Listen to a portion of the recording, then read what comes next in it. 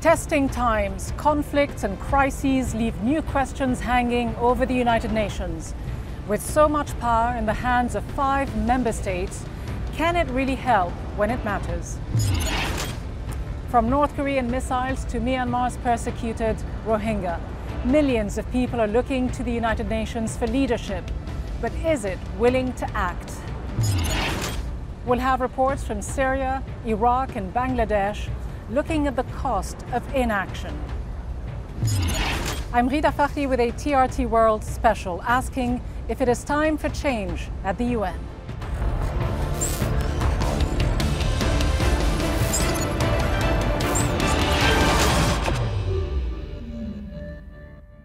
Hello and welcome from the United Nations headquarters here in New York. The setting for this week's high-level meetings and high-pressure speeches at this year's UN General Assembly. Now, while some of the leaders here talk tough on North Korea and Iran, millions of people around the world continue to suffer in humanitarian catastrophes from Myanmar to Syria to Yemen. And the UN and its all-important Security Council member state stands accused of watching on. Now, many would argue that things around here have to change. The UN is under pressure to show that it can represent the whole world, not just the 5 nations who wield so much of the political power. On this program, we'll put the UN under the spotlight and look at what comes next if it fails to adapt. Its future and the need to reform, a key talking point among many of the leaders here.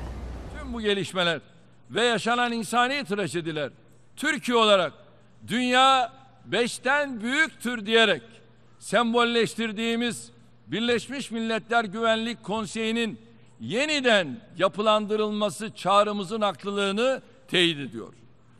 Excellencies, we need to reform our world, and I'm committing to reforming the United Nations. Together, we have embarked on a comprehensive reform effort to build a UN development system to support states in bettering people's lives, to reinforce our ability to safeguard people's peace, security, and human rights, and to embrace management practices that advance those goals instead of hindering them. The success of the United Nations depends upon the independent strength of its members. To overcome the perils of the present and to achieve the promise of the future, we must begin with the wisdom of the past. Our success depends on a coalition of strong and independent nations that embrace their sovereignty to promote security, prosperity, and peace for themselves and for the world. Now, supporters of the UN will tell you it is the best hope for resolving conflict. Its critics would say it needs to fix a major injustice of its own. John Brain has the Bigger Than 5 briefing. Nearly 200 countries sharing a vision of equality and mutual respect in the cause of maintaining world peace. It would be hard to argue that the United Nations has come even close to fulfilling its lofty ideals. It certainly hasn't achieved peace around the globe. Barely a day has gone by since its creation when there wasn't a war somewhere in the world. For 6 years now, the UN has repeatedly tried and repeatedly failed to end the conflict in Syria. Critics say that's just one example of the organisation's failure. I think the main problem with the United Nations is that in many cases it's simply toothless. It has a lot of bodies that are in charge with, for example, shedding light on climate change. But it doesn't have any enforcement power, really. It has a valedictory power, in a sense, over its members. It can encourage them to do things, but it can't, even under Chapter 7 resolutions in many cases, can't force them to do things. But the UN has had some major successes, particularly in alleviating crises through its humanitarian efforts. And it offers perhaps the only viable forum for at least attempting to tackle major international issues. But many believe the organisation is hamstrung by a structure that gives the real power to a very select group of nations. There are 193 countries in the UN, but only 15 of them are on the all-important Security Council. 10 seats on that council are for non-permanent members who serve 2-year terms. The other 5 countries are permanent members: Russia, the United States, China, France and the UK, a privilege that goes back to the aftermath of the Second World War. These 5 have a veto, They can block any Security Council vote and regularly do. For example, Russia has used its veto 133 times, the US more than 80 times. And the veto has been a long-running source of grievance here, one that's often seen as undermining the very legitimacy of the United Nations. There are growing calls for it to be scrapped altogether. But without it, it's very unlikely the major powers of the time would ever have agreed to join an international body like the UN in the first place. A former UN ambassador says the veto was and remains a necessary bargain. Hard to imagine how you undo that bargain in the current circumstance. So, eliminating the veto is everybody's sort of easy solution to how you fix the, unquote, broken UN. But the fundamental problem is not the veto. The problem is how do you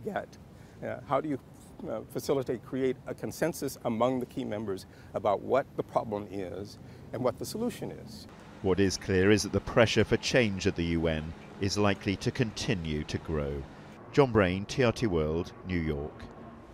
Now, the latest crisis to create alarm here at the UN and around the world is in Myanmar. More than 400,000 Rohingya Muslims have fled a brutal crackdown by the military. Myanmar's leader Aung San Suu Kyi, meanwhile, has stayed away from the UN and has again rejected accusations of ethnic cleansing. That charge was leveled by the UN's High Commissioner for Human Rights, Zeid Ra'ad al-Hussein. He gave us his reaction to Suu Kyi's speech when we spoke to him a little earlier. Well, it was interesting. She made it in English, and she didn't speak in Burmese. That was one sort of thing that caught our eye. The second point was that while she made some positive comments about condemning violence and opening up her country to scrutiny, saying essentially they have nothing to hide, unless this is accompanied by actions now where they open up the country to my team, for instance, my office, which I have in Cox's Bazar, these remarks will seem insincere. Do you have a single UN investigator? No, we have a team in Cox's Bazar along the border in Bangladesh. They could be ready to move in today if there is sincerity behind what she says. The other point is that yes, it's right to condemn violence in general, but this has all the hallmarks of a campaign, a systematic campaign, and I would have wanted her to address that more directly. And this is a military campaign, as you say, that's been going on and that's been well orchestrated. That's right. For quite a while. That's right. Close to 500,000 people. That's right. To Bangladesh, if we take the 80,000 who've crossed over last year and the 400,000 according to the latest numbers by the UN. Yet, your boss, the Secretary General of the UN, Antonio Guterres, is hopeful that the situation could be reversed. Can it be reversed? Well, it can be reversed if all those who were flushed out are invited back in. We worry that these vetting procedures that she spoke of will limit re-entry into Rakhine State to a small number, which will only confirm to us that this was indeed a policy of ethnic cleansing being implemented. You say she has not allowed access to investigators, that she may do so now. You have called it still a textbook example of ethnic cleansing, the first UN official to do so. What evidence do you have to back up those strong accusations and to back up this term that you've used? Because she keeps saying that this is all fake news. No, I mean, we had satellite imagery available to us and prominent NGOs as well. We could see the numbers, the scale was quite remarkable. And if this was a counterinsurgency, you wouldn't see numbers like this flee.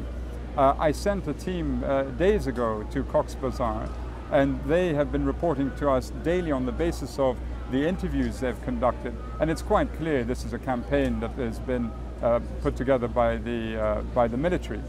Of course, to establish crimes against humanity, for instance, or ethnic cleansing, eventually has to be done by a judicial body, and the evidence must be collected. But it has all the hallmarks of an ethnic cleansing campaign. And you yourself have seen ethnic cleansing up close when you served in the former Yugoslavia. Yes.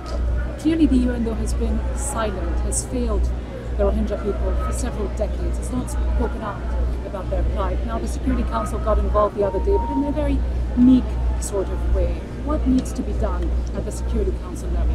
Yes, I'm glad you raised this. They came out with a press statement, and it was seen to be something that after 9 years there was at least one voice being expressed by the Security Council.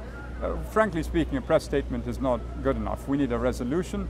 It should clearly articulate what is required, a stop to the killing, a return of all refugees. And then, in my opinion, there should be penalties if there is if they don't abide by the terms. I mean, there could be. I mean, people have very well entrenched, vested economic interests. Well, it's ultimately up to the Security Council to decide this. But I think it merits, given the size and scale of what we see and the dangers of this enveloping the entire region, that measures should be taken in case of non-compliance, should a resolution be adopted. But the Council needs to think along those lines. Are you hopeful that the Council might still act? I think if we continue to highlight the deep suffering of the people, the Rohingya, one hopes that they will understand that the dynamics are not a good dynamic. But some human rights activists say that perhaps this needs to be labeled and classified as genocide, and that perhaps would put more of a burden on the Security Council to act. I mean, are we there yet? Well, the evidence basically will decide on where we move in terms of how we describe the international crime that we believe could be committed. When I hear from my own colleagues in Cox's Bazar, and I have to differentiate between my own colleagues who are there and the fact-finding mission that the Human Rights Council has put together. But if we begin to hear that this is what our colleagues begin to feel, we would say so. But at the moment, we're not there yet. Just finally, High Commissioner, you've been criticised by some, obviously the powerful members of the Security Council, for being possibly too vocal. Meanwhile, the Secretary General of the UN is criticised by many for being too silent. Who's got it right? Oh, it's an impossible question for me to answer. I'm merely doing my job along with my colleagues who report to us from the field, and we will articulate what we believe the world needs to know in defense of the rights of victims. Thanks very much. Thank you so much. Well, the situation in Myanmar isn't the only one, of course, that the UN is accused of mishandling. In a moment, we'll hear from Alishan Ayanlar in Syria, Nicole Johnston, who is in northern Iraq. But first, we can hear from Shamim Chowdhury in Bangladesh for more on the unfolding Rohingya crisis there. Tens of thousands of Rohingya refugees have been arriving every day for the past few weeks, escaping the violence in Myanmar. The UN has already described it as a textbook case of ethnic cleansing, and the UN Secretary General has written to the Security Council appealing for an end to the violence. But in this case, it would seem that most likely this is all the UN can do on this matter. And that is because China has already made it clear that it supports Myanmar's security forces in its actions. Added to this, Myanmar has only recently been brought back into the international fold after years of isolation, and as such, it has many new friends around the world. Nearly 500,000 people killed, 6 million internally displaced, and more than 5 million refugees outside the country.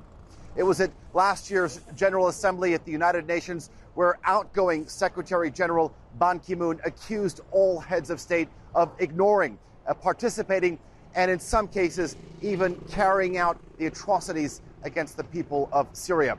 The UN's Special Envoy, Staffan de Mistura, has described the situation as the worst humanitarian crisis since World War II. Daesh may now be on its heels in Syria, but as the war nears the 7-year mark, the humanitarian situation in rebel-held areas is dire.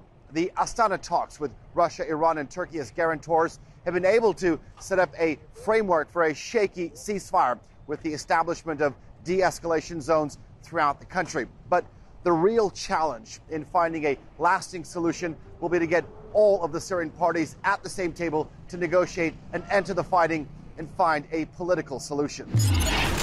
The chaos in Iraq highlights the failure of the international system and the United Nations. In 2003, the UN refused to sanction the invasion of Iraq. The UN Secretary General at the time, Kofi Annan, later said that it was illegal. But Washington said it was an act of self-defense under the UN Charter, and it went ahead with it. It also said there were weapons of mass destruction. It later turned out there weren't any. After the invasion, though, the US needed the UN's help, but it wanted to minimize its role here. The US went ahead with an interim government and a de-Baathification law. That led to an insurgency in Iraq and many years later to the creation of Daesh. 6 years ago, the United States withdrew its troops. Recently, it sent a number of them back here in the war against Daesh. The United Nations has been here the whole time, trying to pick up the pieces and help more than 3 million internally displaced Iraqis. Now, one person who knows all too well the inner workings of the UN and its failures is Dennis Halliday, a former Assistant Secretary General. He served as UN humanitarian coordinator in Iraq in the late 1990s. I spoke to him earlier about the need for reform. We've been hearing about UN reform for the last decade or more, as you know. Many people talk about reform, the need to change things at the United Nations, but as long as you have most of the power controlled by the permanent 5 members of the Security Council, is there any point in talking about reform? In my view, reform has got to start at the top. Other forms of reform can come later throughout the system, whatever it is, but the top is the Security Council, not the Secretary General, the Security Council, dominated, as you suggest, by the 5 permanent members who have veto power. But so how do you create that change? I mean, do you make the P5 give up their veto power? Is that even something that is feasible? Well, I think we'd have to talk to the General Assembly, we'd have to talk to the non-aligned movement and explain that they need representation. And this management of permanent seats was created by the 5 powers themselves. It's self-appointed. It's nonsense. It has to be changed. And how would you change it? What would be the secret to the best kind of reform that we could see at the Council? Well, I believe we have to have, as I said, non-aligned movement representation in the Council. We need North-South representation. So what we could do is break it up into regional groups. So, for example, North America would have 1 seat. Canada, United States and Mexico, and one of them would sit on that seat. Africa, Sub-Saharan Africa would have 1 seat. It could be Nigeria, it could be Swaziland, who knows? And they would represent their group and their region. Same for South Asia, same for Middle East and North Africa. In other words, the whole world would have a voice in the Council which represents and talks about peace and goodwill and all the things we attach importance to. And you worked for the UN for many years. Could you see this happening? Could you see the P5 sharing power with newcomers, with the likes of India, with a representative from the Muslim world, from the Sub-Saharan African world, from Latin America? Could you actually see this happen? Well, I believe in majority rule, and I think if we have any democracy at all, it resides in the General Assembly. And I believe the vast majority of the member states in the General Assembly would endorse change and reform and sharing the burden of permanent seating. And you would get very different decisions. I mean, as you know, I worked in Iraq. I saw what the Security Council did to Iraq. The United Nations Security Council, member states, 5 permanent member states, we killed 500,000, maybe 1 million people, most of whom were children. And what do you make of the criticism that's often leveled at the P5 countries, as we know, when it comes to their human rights record around the world? Is that fair criticism, that they're the ones, they're the countries where the power resides to act on peace and security, to uphold human rights, in other words, around the world, yet are they the best place to do so? No, I don't think so. They are the neo-colonial regimes. They are the most dangerous people on earth. They're the ones who pursue military aggression, every one of the 5 without exception.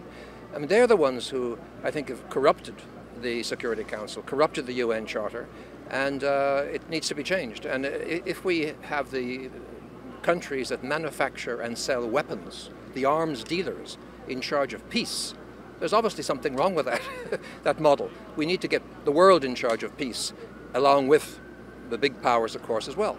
How hopeful are you that things can change at the UN in a way that would keep the organization relevant, that it would restore its authority, make it more credible, more representative in the world for someone who has worked for so long within the organization? Are you hopeful at all? And what would you consider to be the UN's biggest failure? Well, we have failed in Iraq, we've failed Libya, we've failed Syria. Where haven't we failed, you might say? Our peacekeeping is perhaps the best thing we do, and that we must continue and expand and have a more aggressive role, perhaps. But we do need to see, I think, the permanent 5 changing their position, not pursuing vested interests, not selling weapons where they shouldn't be sold. You know, everybody understands defense. You sell weapons to the Saudis who are destroying Yemen and people are dying as we speak. That's clearly not compatible with membership of the Council or the UN Charter or international law generally. So we've got to just change the mindset of the member states to come and work with each other, big or small, doesn't matter. Try democracy, at least try north-south representation, and get decisions where we don't persecute the weak and the poor and the countries that we don't like and the dictators we don't want. That's not our business. That's a bigger issue. It's not to be controlled by Washington or London or Berlin, or not Berlin, sorry, Moscow or Beijing or Paris. Dennis Holliday, thanks very much. The cost of doing nothing or not doing enough has been made clear in some dark period since the UN was created. Time and again, it has been accused of failing to act while disasters play out. The Rwandan genocide of 1994 saw 800,000 people killed in just 100 days. UN peacekeepers already on the ground sent warnings to the Security Council, but no action was taken. In 2003, Sudan was mired in conflict. After a series of defeats, the military began using a militia group, the Janjaweed, to attack minorities in Darfur. It would be 3 years until a small unit of UN forces were sent in. By 2010, 300,000 people were dead. In power from 1975 to 1979, the Khmer Rouge executed one of the largest genocides of the 20th century. More than 2 million Cambodians were murdered before the regime was ousted. But Cold War politics denied the victims justice, with the UN refusing to recognize the new government. In July 1995, more than 8,000 Bosnian Muslim boys and men were slaughtered by Bosnian Serb forces, while United Nations peacekeeping forces looked on. Around 700 Dutch soldiers were in the area. They would be witnesses to the biggest war crime in Europe since the Second World War. The Palestinian-Israeli question is one of the UN's longest unsolved problems.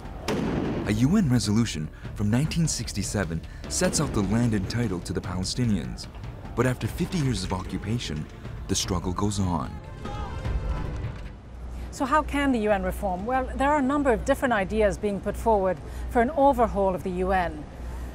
One is to scrap permanent membership on the Security Council and the veto power, no more Big Five.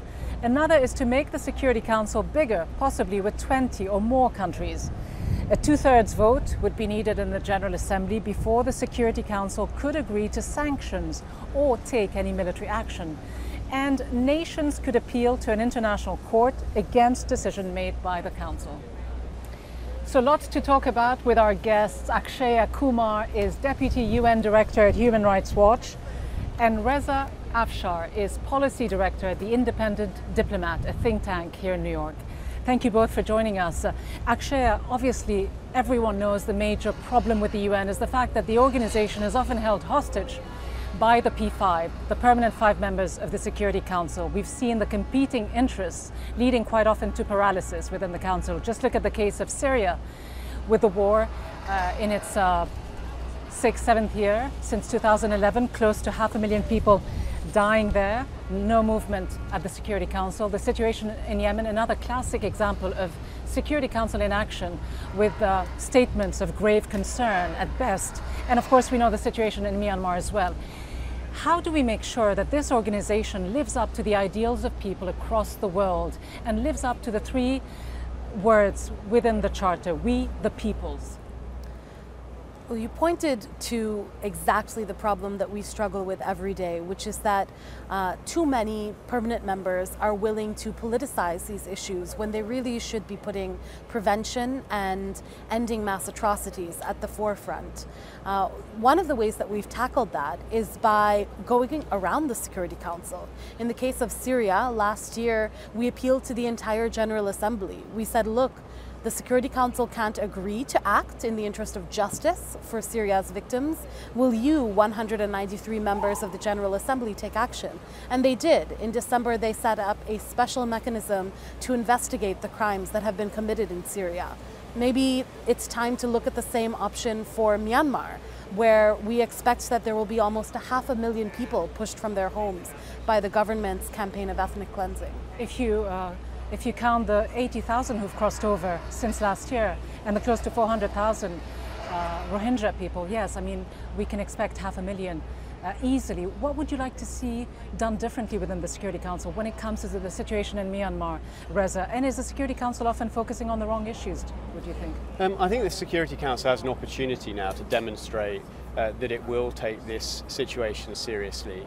And I do think that I understand what Akshay is saying, but ultimately dealing with crises decisively does require the Security Council. It's the system that we have. It may not be perfect, so it does need to work. But when you've got the 5 major powers with vested interest in each of these so when you talk about failure, countries, definitely in Myanmar, how do you expect them to act? When you talk about the failure of the UN or the failure of the Security Council, you're really talking about the failure of member states. And in order to move these issues forward, member states have to decide to apply leverage and actually decide that they're going to exert the political will to make something happen in the council. But it's not all member states, of course. Yes, and the P5 are key in that. And the P5, members of the P5 do have the ability, for example, to exert leverage over Russia or leverage over China if they choose to use it. So Myanmar is a good example where leverage needs to be brought to the table to test the Chinese, to see if something can be done to demonstrate to the government of Myanmar that its actions are unacceptable. And instead, we have a lot of focus, Akshay, on other issues. You yourself mentioned at the top that the issues are often way too politicized. I mean, we hear Donald Trump come to the UN and talk about North Korea and ratchet up the pressure there, and Iran. But does that really reflect how the rest of the membership of the UN wants to see the organization focusing? Well, I think many people are rightly concerned about the non-proliferation threat presented by North Korea, but there have been, almost uncountable numbers of meetings on that issue. And what's shocking is that in contrast, on a situation like Myanmar with the Rohingya, we haven't had a single open public session of the UN Security Council to discuss this issue. And I agree with Reza that it's time to really put the Chinese on the spot. One of the easiest things the Council could do would be to throw open its doors and let the world see what the Chinese are actually saying. What are they objecting to? And would they really be willing to use their veto on an issue this dire? Are they willing to take that step? I hope they're not. Reza, how crucial is it for the UN Security Council to operate in a more transparent way? Akshay talks about the needs for open sessions. We know that all the meetings that have taken place on Myanmar, for example, have been behind closed doors. And we look at the way the Security Council has focused in its resolutions so far this year. There's been close to 40 resolutions issued. Almost half of them have dealt with countries with majority Muslim people in them, and the other half almost has been focused on Africa. Do we have the right balance? So I mean, I think there's two issues around transparency. The first is that it is important sometimes to make sure that, as we've discussed, to expose some of the arguments that are out there in a public session. But public sessions are also choreographed. So sometimes you do need that private session in order to exert leverage, in order to do deals, and in order to break the deadlock. But the second thing about transparency is the Security Council would do much better if it was forced to have to listen to the people who are most affected by conflict. So actually engaging them directly will lead you to better solutions. So how do you achieve that? How do you engage people directly?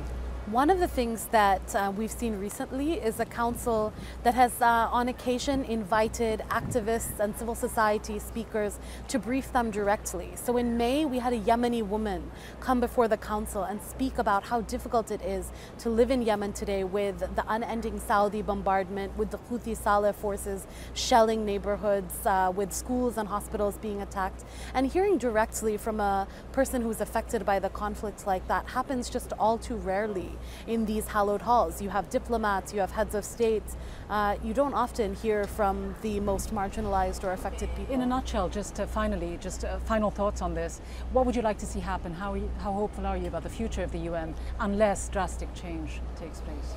I'm actually an optimist on this. I think that the Security Council can work, but it's up to member states to bring the leverage to the table. It has happened in the past, it's happened on plenty of conflicts in the past, it is possible, but the political will needs to be there. I think we're going through a bad patch at the moment in terms of people's willingness to bring that to the table, and I would like to see that change. From my side, I think the UN has great potential. Right now, it's been cornered in many ways by the US administration's hostile rhetoric and threats of pulling out funding. And it's not just the US. The Saudis have also threatened to use financial leverage to get their way. For the UN to retain its promise as being a voice for the people, it needs to speak unequivocally and independently, regardless of these financial pushes and threats. Akshaya Kumar, Reza Afshar, thanks very much for joining us.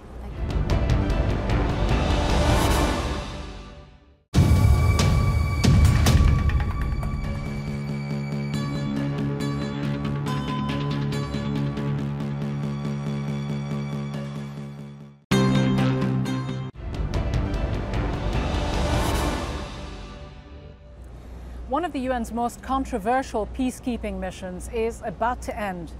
Troops in Haiti have been accused of harming the very people they were sent to protect through sexual abuse and a massive cholera outbreak. Now, for many people, it is a toxic legacy, as our Latin America correspondent Annalise Borges reports. Haiti will soon bid farewell to one of its most controversial guests. Peacekeepers with the United Nations Stabilization Mission in Haiti are pulling out after 13 years in the country. We tagged along the Brazilian military wing of MINUSTA on the last few days of their deployment to Haiti, a mission they consider a success. We accomplished our mission. The soldiers did a beautiful job, a tremendous job. MINUSTA it's a case of success in the UN history. And that positive assessment was shared by the UN Security Council, which decided to pull these troops out of Haiti, deeming the country safe enough. But can this nation maintain peace and stability on its own? Not everyone here is convinced. This was the scene in the streets of Haiti in 2004. Armed men in the small port town of Gonaïves started what was said to be the beginning of another bloody fight for power in the small Caribbean nation. The former French colony's history had been marked by armed conflicts and political instability, and now Haiti was edging ever so close to civil war. MINUSTA was sent to restore order in 6 months. 13 years on, this is the scene they are leaving behind. Protesters clashed with security forces when anti-government demonstrations turned violent last week. After a turbulent electoral process, which was monitored by the UN and lasted over 18 months, these Haitians now say they want a revolution.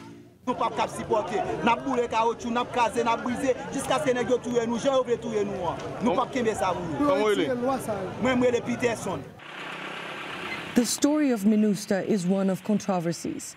Shortly after the devastating earthquake in 2010, a deadly cholera epidemic hit Haiti. The disease, which killed over 10,000 people and sickened hundreds of thousands, was traced back to Nepalese peacekeepers. But there was more. A report published in January this year revealed hundreds of women and children were raped by UN peacekeepers in Haiti.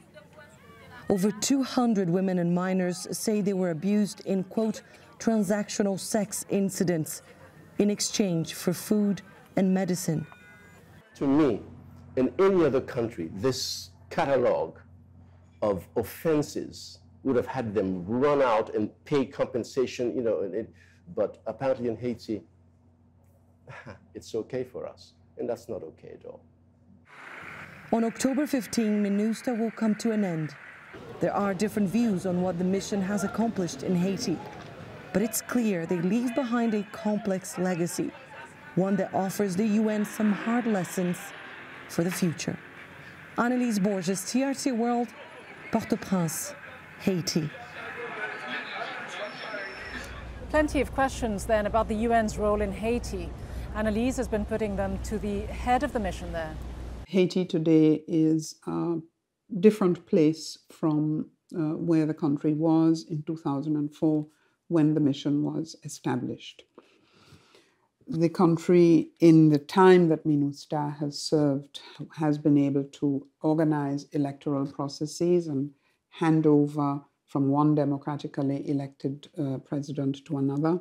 President who assumed office in February of 2017, President Jovenel Moïse, and his administration and government have indicated their plans for further development of the country. So I would say that, yes, MINUSTAH has been able to contribute to that stabilization, has been able to contribute to the professionalization of the Haitian National Police, which is a work that is in train. The police are developing further.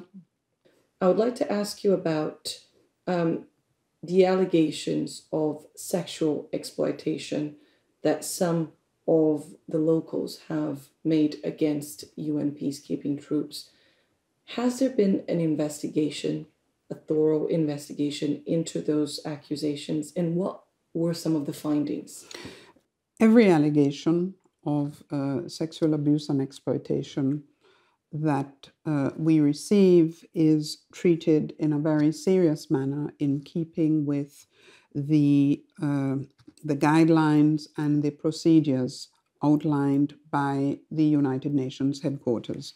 In instances where these allegations involve uniformed personnel, the countries concerned, and to request that the sanctions that are applicable are applied to the persons who are found to be responsible for such acts. We have, in the past, when we have had allegations, we have attempted to support the victims through, for example, provision of employment in some cases, and also pursuing actively through our headquarters with the countries of origin of the perpetrators to ensure that justice is done, and to ensure that in the case, for instance, where there are children born of such cases, that there is provision made for these children. Mrs. Sandra Honoré, this UN Special Representative here in Haiti, thank you very much for speaking to us. Thank you.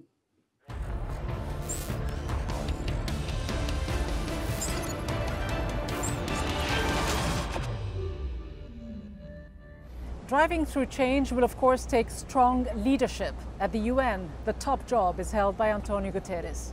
Here's our profile of the man in charge.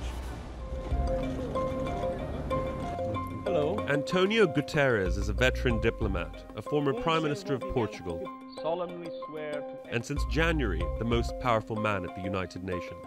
Chosen as Secretary General in the most transparent election in the UN's history, it's his job to make sure that the organization stays relevant, and he says that cannot happen without change. We need to have a strong commitment to reform multilateral organizations, and one of those is the UN. And so I do believe that it is absolutely essential to introduce a very solid program of reforms. His first 9 months have taken him to a number of different countries, notably to the Gulf to mediate in a dispute between regional powers, and to Israel, where he spoke out against the occupation of Palestinian land.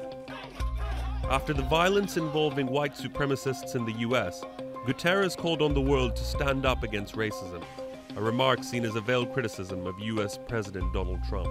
Ultimately, however, Guterres will be judged not just by his words, but by how much meaningful change he can achieve in the organization he leads. With the election of Guterres almost 9 months ago, there was much excitement, hope and anticipation here at the United Nations and around the world that he would be the person to fill the leadership vacuum that we have in the world today, that he would effectively restore the central moral authority of the United Nations. But I think it is fair to say that almost 9 months on, much of that enthusiasm has died down. I had the chance to catch up with his spokesman a little earlier, Stéphane Dujarric, and I asked him how effective Antonio Guterres can be if he doesn't speak up more forcefully on some of the key issues. I think, first of all, he has spoken up. He has spoken up on issues of principle, on key issues, whether it's refugees or migrants, whether it's the rise of xenophobia, whether it's issues relating to climate change. He has been very strong, has spoken out very clearly. I also think the United Nations its advantage, in fact, is in its multiplicity of voices. We have an excellent High Commissioner for Human Rights who has been very vocal, and frankly, the Secretary General has supported him in everything that he said. But he precisely, and you're talking about the High Commissioner for Human Rights, he has taken the lead when many people look to the Secretary General of the UN to speak up for people whose rights are being trampled on. So on the Rohingya issue, we've noticed that in the last few days, he's stepped up the rhetoric.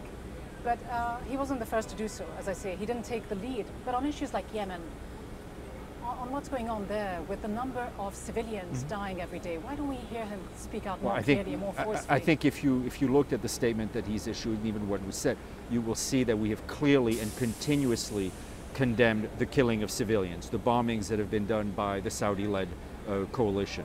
Later this month, You've never been explicit in your condemnation. I think we have been explicit. I mean, I speak for him every day. I think I've been fairly explicit.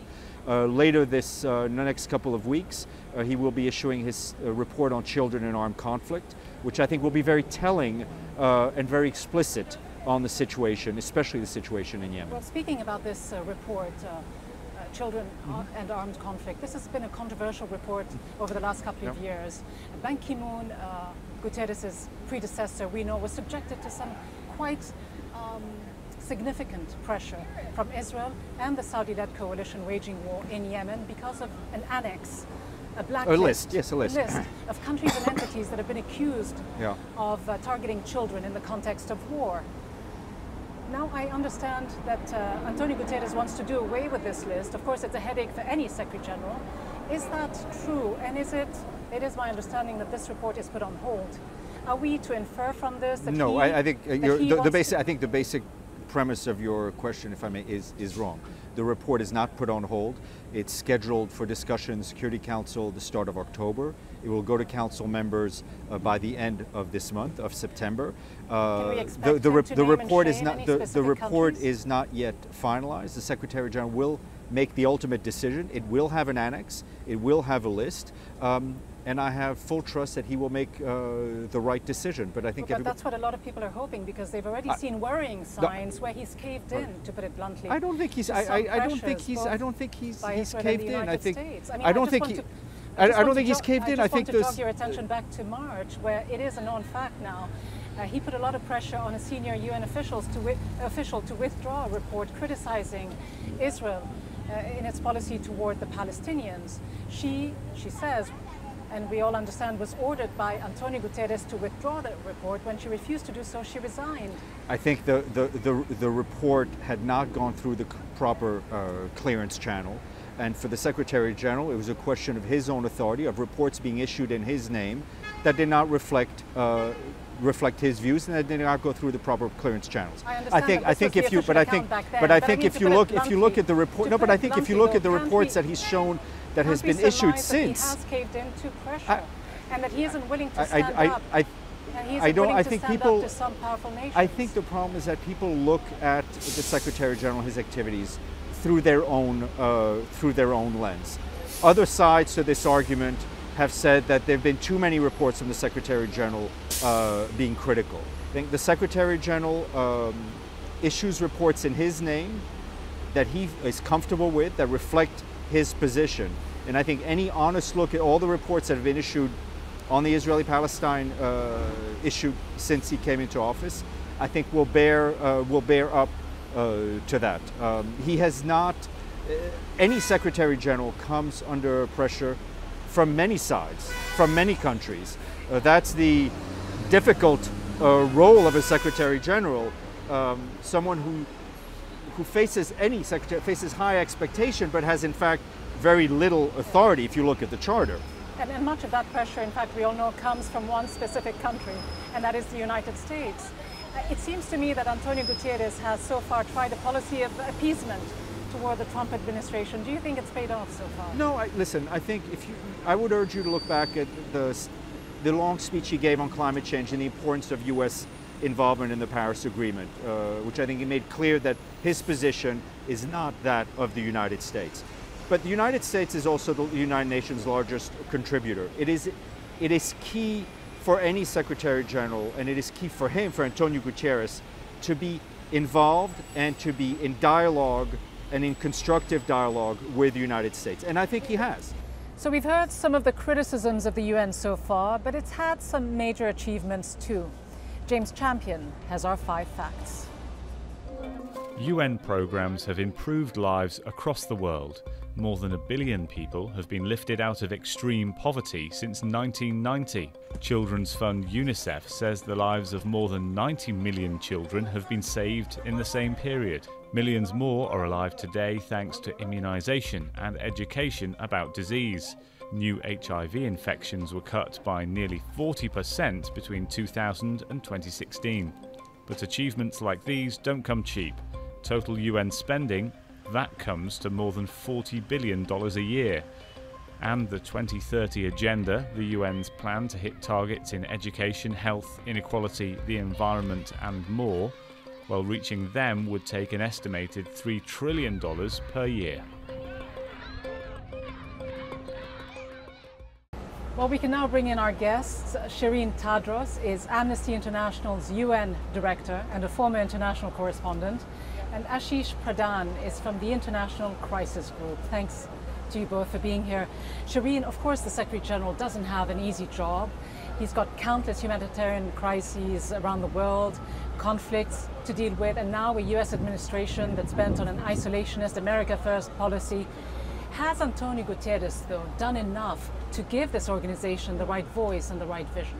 I mean, you're right. It's known as one of the hardest jobs in the world, if not the hardest job in the world. And don't forget, there were huge expectations for Antonio Guterres. He came in at a time when we were having the sort of right-wing movement across the world and leaders coming in that we were palpitating over, you know, what could happen. And then you have Antonio Guterres coming in and everyone going, phew. So the bar was quite high for him. Has he performed? I think the consensus amongst the NGO community is that he could have done a lot more. There is a certain degree of frustration over the soft diplomacy that he has chosen to do, these sort of closed door meetings, give me time, let me negotiate behind closed doors, that at the end of the day we're seeing crisis all over the world. Ashish, it's precisely what he says.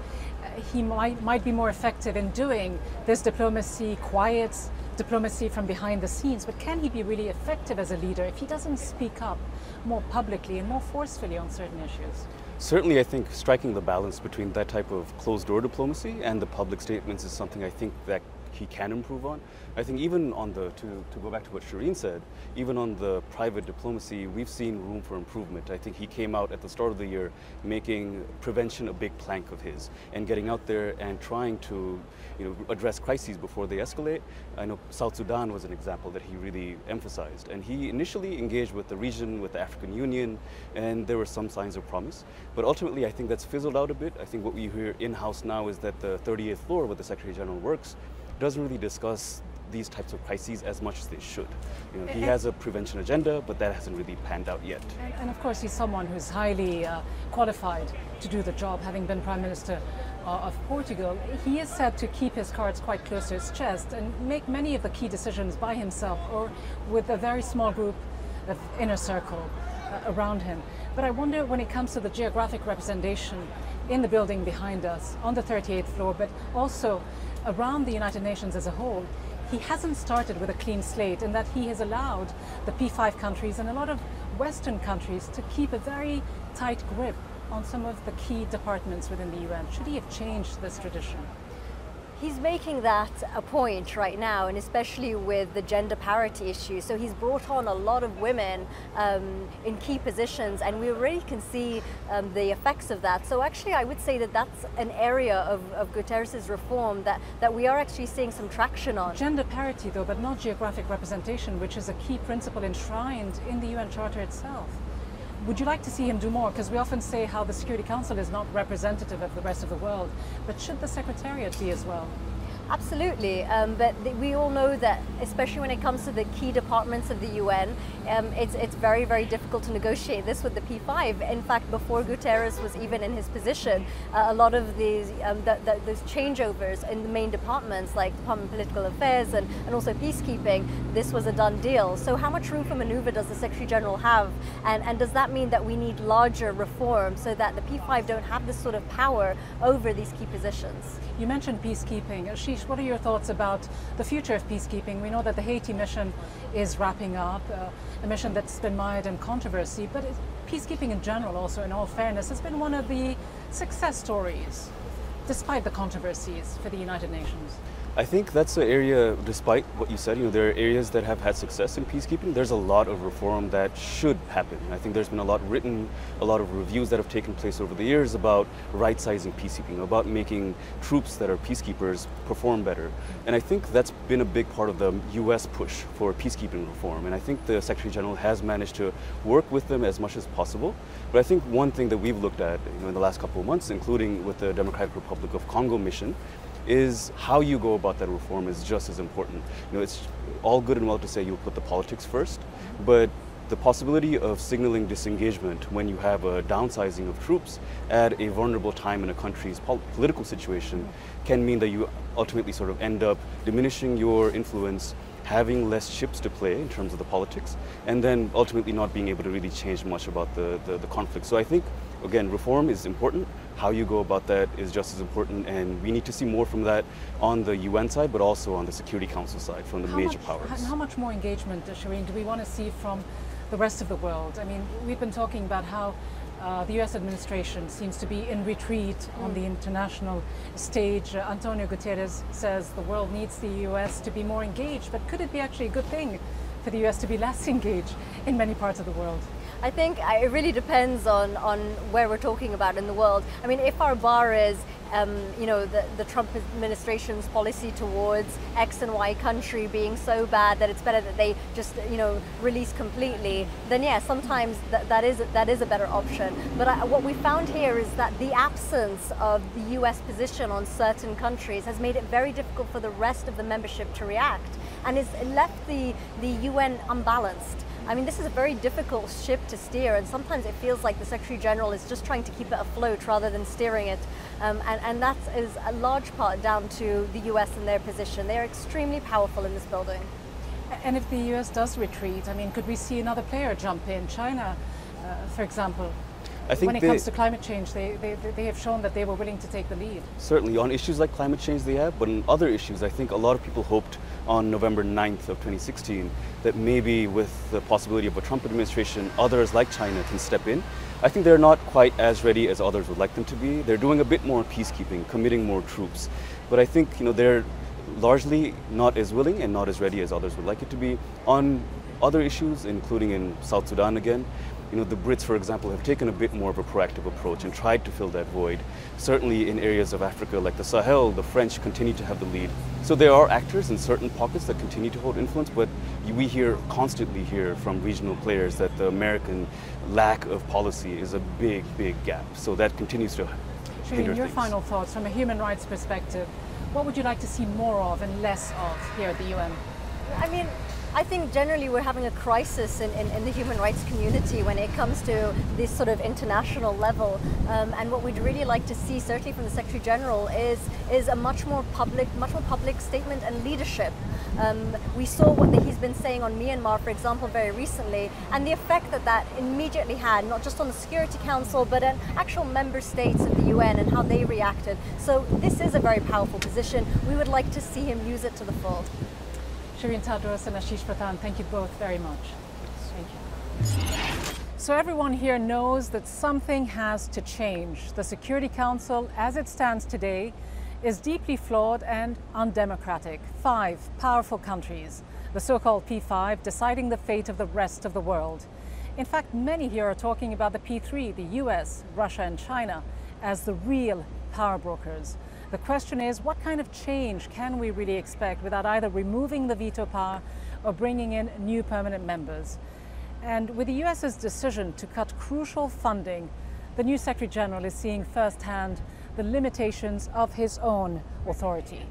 Now, of course, the UN has been down this road before and it survived. But unless the other 192 member states and the Secretary General unite to counter these pressures and change the status quo, the United Nations will continue to lose its authority and, more crucially, its moral standing in the world. From the UN headquarters here in New York, from me, Ghida, Fakhry, and the entire team at TRT World, goodbye and thanks for watching.